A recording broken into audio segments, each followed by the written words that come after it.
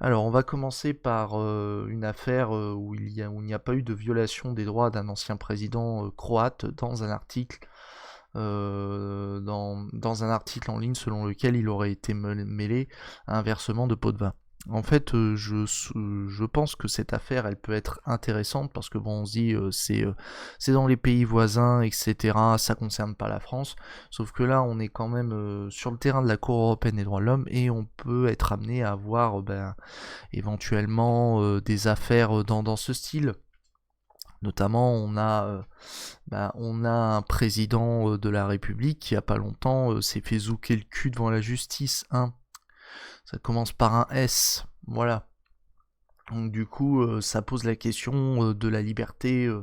Il va y avoir une question de la liberté de la presse. Et comme on est sur le terrain de la Convention européenne des droits de l'homme, sur le terrain de la Cour européenne des droits de l'homme, il y a quand même un risque à ce que l'on se retrouve dans un cas qui pourrait être similaire en France. Sait-on jamais. Voilà. Mais là, on va essayer d'en apprendre un peu plus sur cette affaire. Je mettrai la musique pour la prochaine affaire, là, c'est pas trop grave. Alors, le requérant donc est un ressortissant croate, donc qui fut président de la Croatie de 2000 à 2010.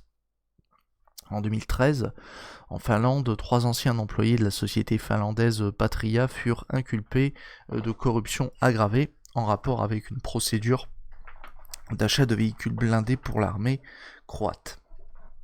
L'acte d'inculpation indiquait que Mesic, c'est le président, l'ancien président croate, était l'une des personnes à qui un pot de vin avait été versé. Le 16 février 2015, 2 des anciens employés furent reconnus coupables par un tribunal et condamnés à une peine avec sursis.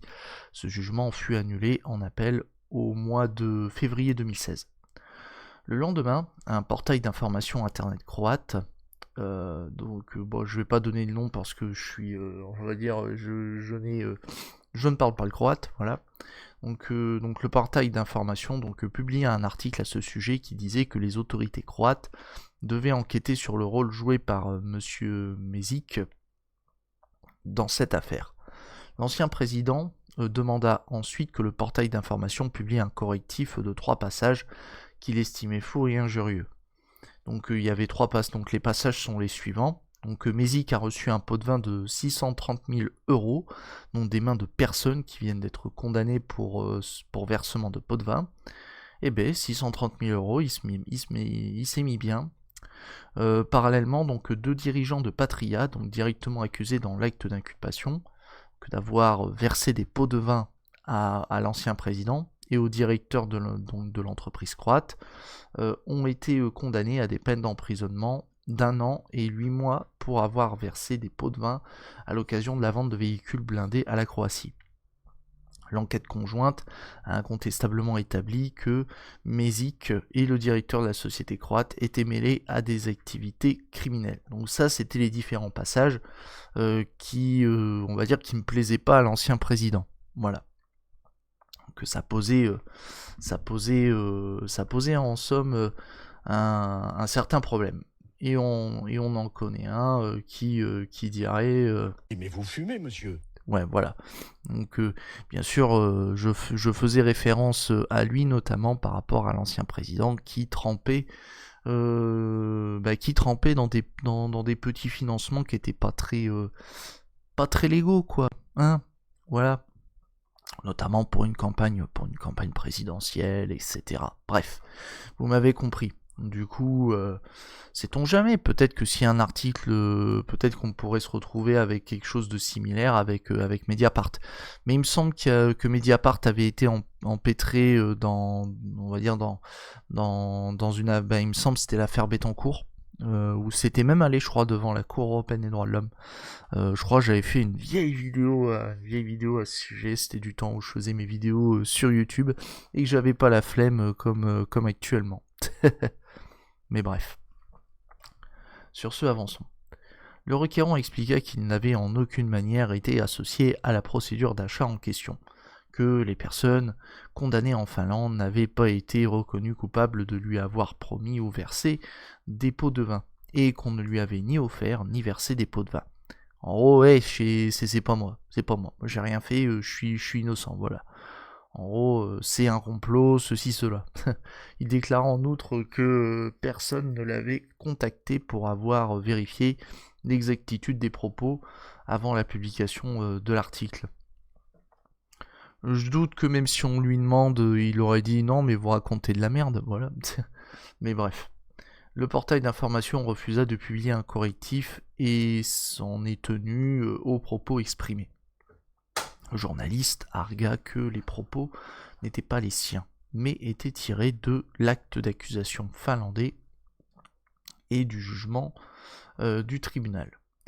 Monsieur Mézic assigna au civil donc le portail d'information pour diffamation, affirmant que les passages en cause étaient faux et avaient porté atteinte à son honneur et à sa réputation. Il fut débouté et condamné à verser à la partie défenderesse un équivalent en euros de 490 €, mais c'est 3750 monnaie croate. Je sais pas quelle est la monnaie, la monnaie en Croatie. Mais c'est bizarre qu'il y ait une monnaie différente. Je croyais que la Croatie était dans la zone euro. Je pensais. Et Woody, non, tu descends. Je ne veux pas que tu montes. Tu descends. Bon. Alors, invoquant l'article 8, donc droit au respect. Alors, il fut débouté. Alors, je crois que c'est Mézic, ouais. Donc, Mézic a été débouté et condamné à verser à la partie. Ouais. Oui, donc en gros, j'avais mal lu. En fait, l'ancien président a perdu son procès. Et du coup, il a été condamné à verser une amende. Non, pas n'importe quoi. À verser des dommages et intérêts. Même pas de dommages et intérêts. Ah non, c'est les frais de procédure, autant pour moi. Donc du coup, à rembourser les frais d'avocat. Et du coup, Mézic échoua également en appel et même devant la Cour constitutionnelle. Ouais, donc en gros, il a usé toutes les voies de recours possibles. Et résultat, il se retrouve devant la Cour européenne des droits de l'homme. Bref, ça fait une petite histoire, voilà. Alors veuillez m'excuser, je dois me moucher parce que je pensais que mes allergies ça allait un petit peu mieux, mais en fait je suis encore emmerdé. Veuillez m'excuser.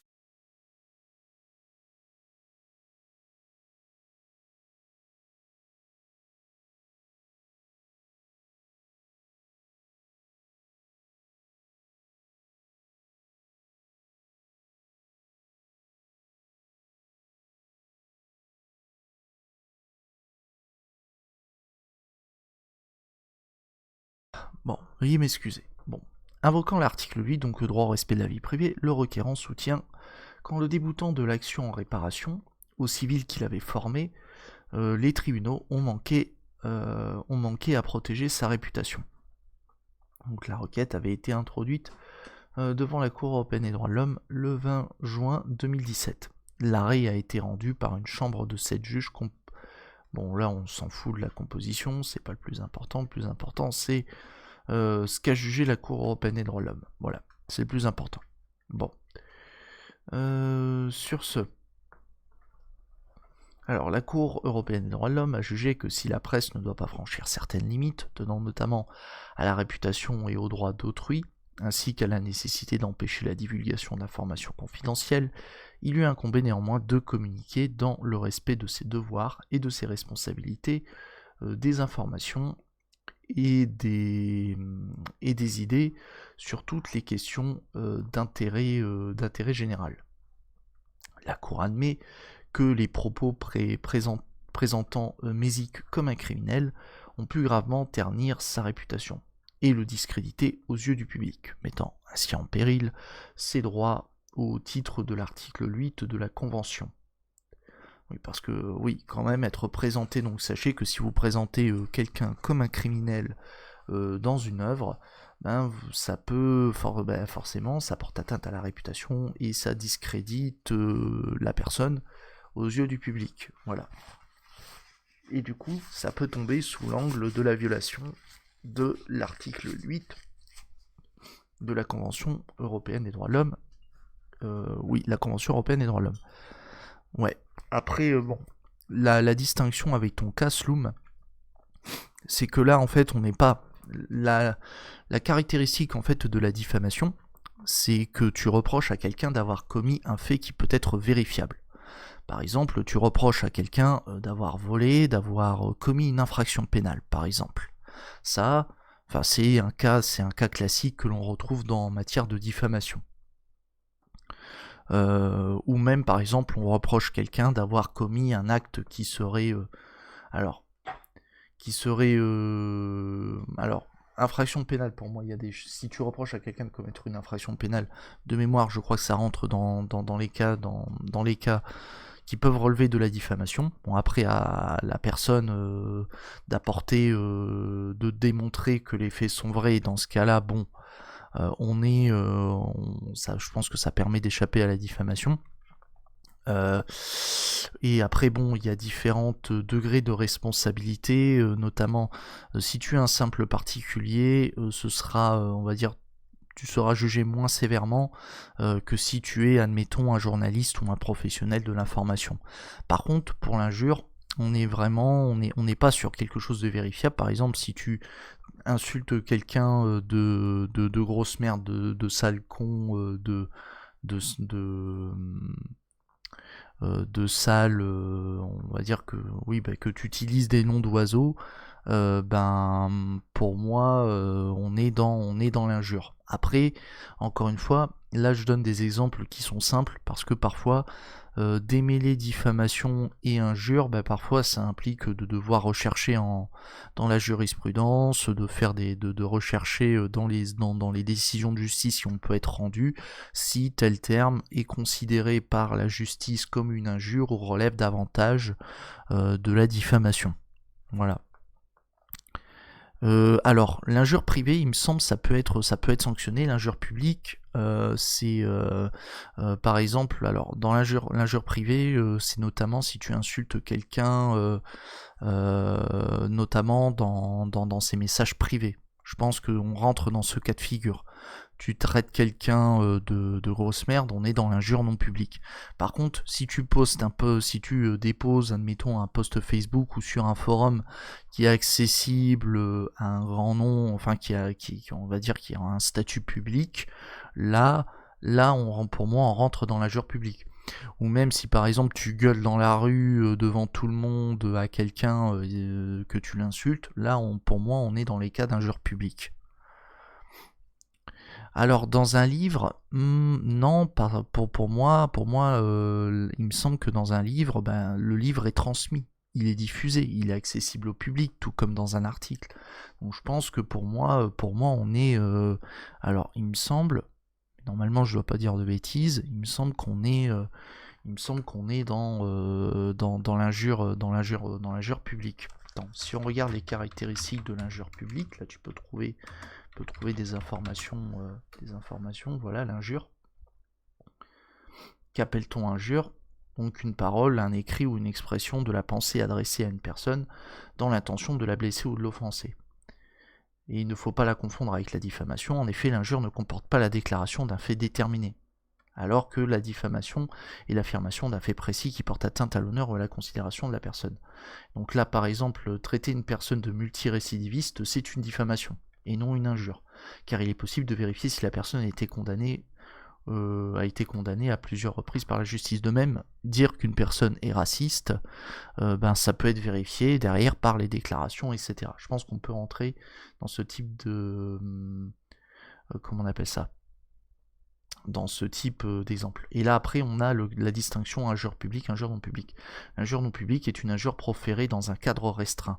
Il s'agit d'une injure adressée uniquement à la personne visée, ou de l'injure proférée dans un cercle restreint de personnes formant une communauté. Les membres du cercle restreint formant une communauté ne sont pas considérés comme des tiers par rapport à l'auteur de l'injure et à la personne visée. Les injures entre conjoints au domicile familial devant des invités. Voilà, par exemple. Donc là on est dans un cadre privé. Alors que l'injure publique, ça peut être des discours, cris, menaces, écrits, donc du coup imprimés, dessins, gravures, peintures, emblèmes, images, tout support de l'écrit, de la parole ou de l'image, placard ou affiche, tout moyen de communication par voie électronique. Donc tous ces moyens qui sont utilisés, ça rentre dans le cadre de l'injure publique. Une injure qui est proférée dans un lieu public, dans une réunion publique, par un des moyens suivants. Voilà. L'injure publique, par contre, est punie plus sévèrement, parce qu'elle est portée à la connaissance de tout le monde, et qu'elle porte donc plus gravement atteinte à la personne qui l'a subie, en termes d'atteinte à sa réputation. Voilà, bon, là encore une fois, là on nous a donné des exemples très simples pour distinguer l'injure et la diffamation.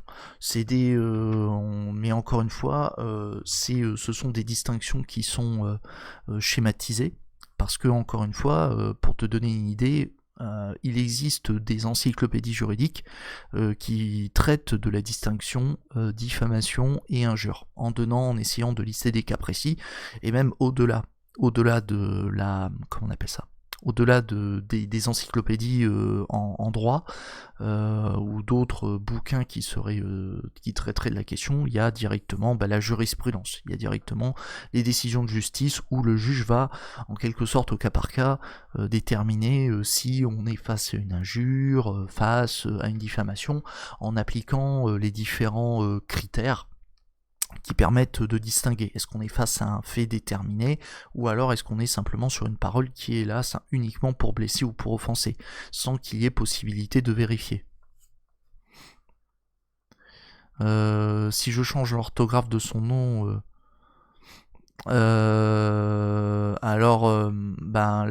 disons qu'il y a une autre difficulté que j'avais vue, il faut que la personne ne puisse pas être identifiée. Voilà, enfin, il faut pas qu'elle soit identifiable, il me semble, de mémoire. Encore une fois, c'est les souvenirs que j'ai. Voilà, c'est les souvenirs que j'ai. Même si parfois, encore une fois, je veux dire, c'est comme tout. Pas vu, pas pris. Voilà. Si la personne n'engage pas de poursuite, tant mieux. Mais si la personne engage des poursuites, on a vu ce qui s'est passé notamment avec les différentes personnes qui ont insulté Macron. Quand bien même c'est très tentant de vouloir l'insulter, malheureusement, Sa Majesté n'aime pas être bouleversée. Voilà. Bref, sur ce, avançons. Oui, c'est un casse-tête, et c'est pour ça qu'il y a des personnes qui sont spécialistes de la diffamation, enfin, qui sont spécialisées en droit de la presse. Voilà. C'est-à-dire, droit de la presse, même droit en droit de la presse, ou même en matière de diffamation, d'injure et compagnie. Voilà. Bref. Alors, décision de la Cour, donc on continue. La principale question est de savoir si l'État défendeur, la Croatie, a aménagé un juste équilibre entre le droit de l'ancien président à la protection de sa réputation et le droit du portail d'information à la liberté d'expression. Voilà. Donc en gros, voilà les deux libertés, voilà les deux éléments contradictoires dans cette histoire, les deux éléments juridiques. Donc protéger la réputation de l'ancien président de la République, qui se rattache au droit au respect de la vie privée, et de l'autre côté, la liberté d'expression de la presse, du portail d'information.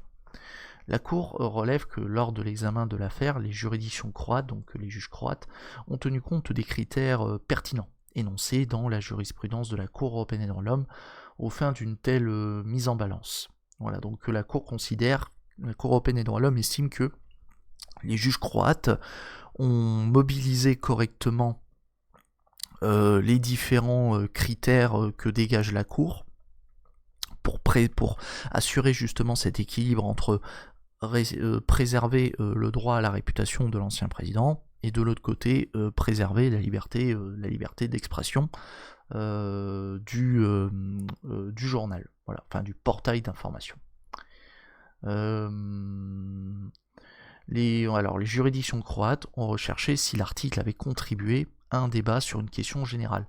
Quelle était la notoriété du requérant et comment l'information avait été obtenue et si elle était véridique. Donc là, ce sont les différents critères donc, qui permettent de doser, si je puis dire. Est-ce qu'on a affaire à une question d'intérêt général? Est-ce que le requérant est d'une certaine notoriété? Et est-ce que l'information a été obtenue par des procédés illicites, etc. Et est-ce que cette information est vraie? Voilà.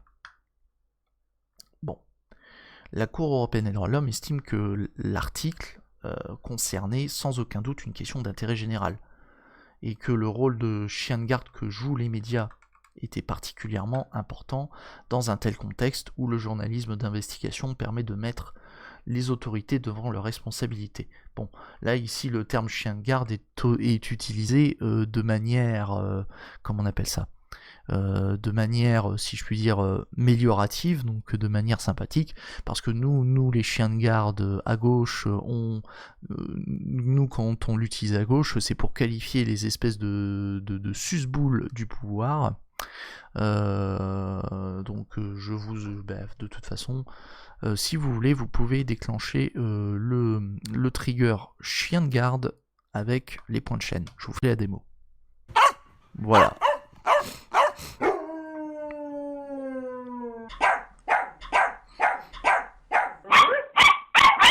Voilà, donc là c'était les différents chiens de garde que nous on a en France. Mais par contre, effectivement, là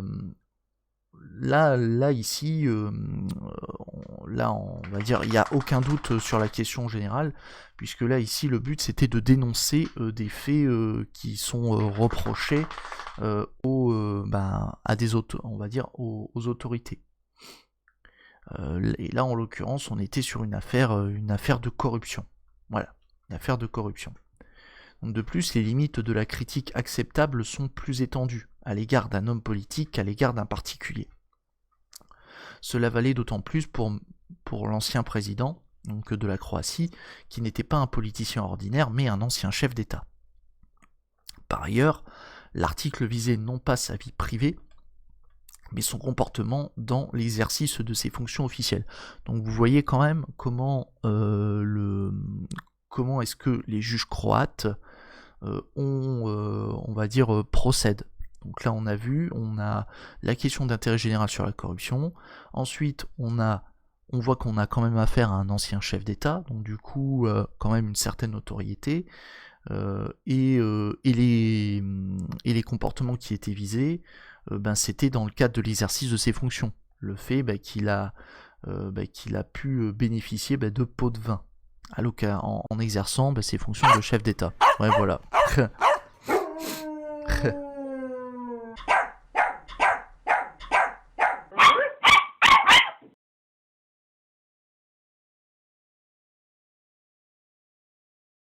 Merci pour ce petit déclenchement. Voilà. Bon, je suis content que vous arriviez à choper quelques points de chaîne. Ça fait plaisir.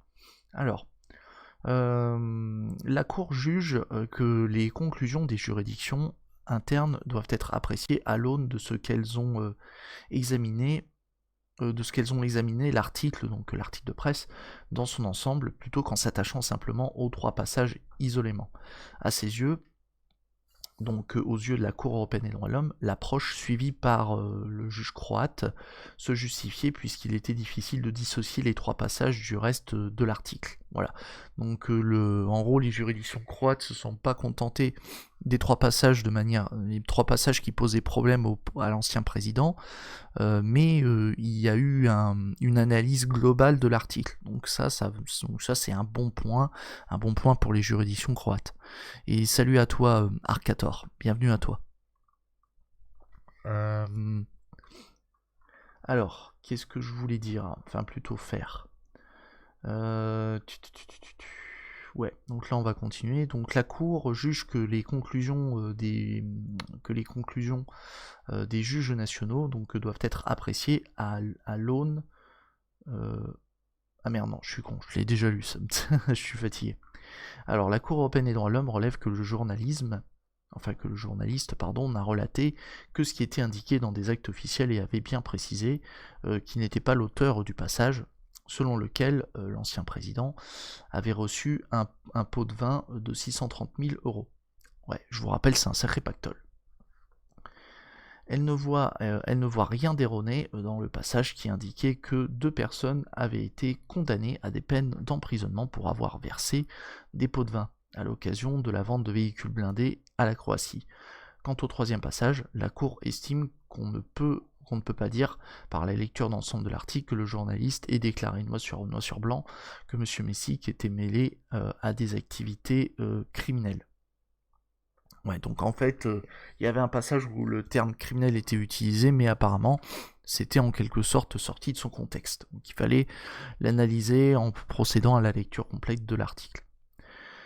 À partir de tous ces éléments, la Cour européenne des droits de l'homme en conclut que le juge croate a ménagé un juste équilibre entre le droit de l'ancien président croate concernant son droit au respect de la vie privée et le droit du portail d'information à la liberté d'expression. Par conséquent, il n'y a pas de violation de l'article 8 de la Convention européenne des droits de l'homme. Et encore une fois, cette affaire, elle est intéressante parce que, imaginez, on pourrait tomber encore une fois dans un cas de figure où on aurait Mediapart, je dis Mediapart, ou même un autre journal, qui serait amené à dénoncer des faits de corruption, etc. Et du coup, là, on a un exemple de la manière dont les juges français doivent procéder lorsqu'ils sont face à ce type d'affaires et s'ils veulent vérifier. Enfin, si les juges français en fait sont dans ce type d'affaires, voilà comment ils doivent procéder afin qu'il n'y ait pas de violation de la Convention européenne des droits de l'homme. Voilà. Ou même ça peut être aussi un cas d'illustration pour refroidir justement certains élus, certains hommes politiques qui seraient tentés d'engager des recours devant la Cour européenne des droits de l'homme, parce que clairement, s'ils n'ont pas un dossier suffisamment solide, on voit ce qui se passe.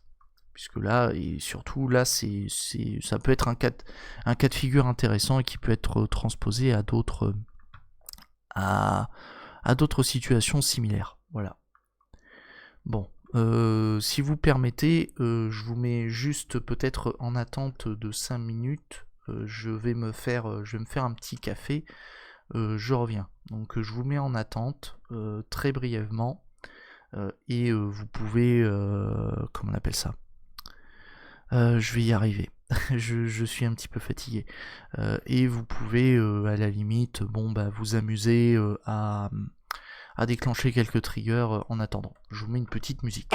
Hop, j'en ai pas pour longtemps. J'arrive. Attends, je vous mets... Hop, alors attendez, faut que j'active... ouais, voilà, allez-y, faites-vous plaisir et salut à toutes les personnes qui lurkent au passage. Vous avez aussi les commandes via les points d'exclamation. Vous n'avez pas que les triggers via les points de chaîne.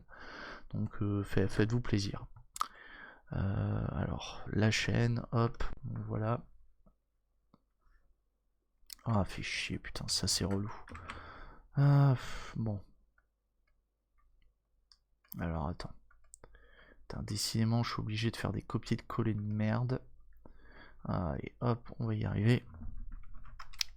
Bon, allez, je vous mets du Nick Rolling.